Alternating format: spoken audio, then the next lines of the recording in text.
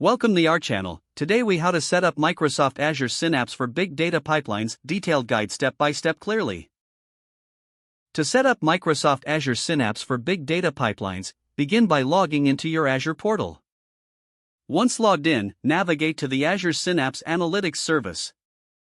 Click on Create a Resource and select Azure Synapse Analytics. Fill out the basic information such as subscription, resource group, and workspace name. Choose the appropriate region for your Synapse workspace.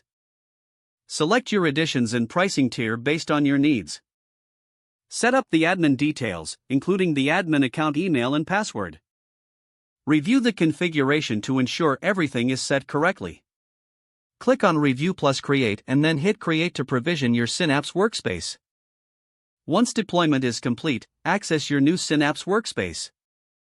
In the Synapse Studio, explore the built-in features like data integration, data exploration, and data orchestration. To create a new pipeline, navigate to the Integrate Hub. Click on the Create Pipeline button to start a new project. Add activities to your pipeline by dragging and dropping from the toolbox. Configure each activity based on your data processing requirements. Set up your data sources and destinations in the Linked Services section. To connect to Azure Data Lake, create a new linked service and enter your storage account details. For databases, select the appropriate linked service and input your connection strings. Once your activities are set up, use the Pipeline Trigger option to schedule your pipeline runs. Test your pipeline by executing it manually to ensure it works as expected.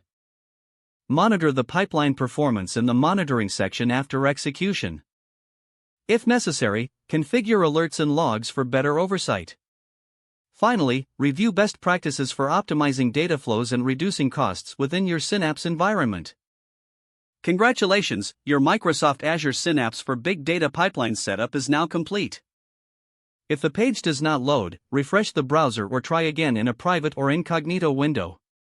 Make sure you are using the correct email address, then retype it carefully to avoid small typos. If your password is not accepted, use the reset option and create a new strong password you can remember. Check your spam folder for verification or security emails, then complete any requested confirmation steps.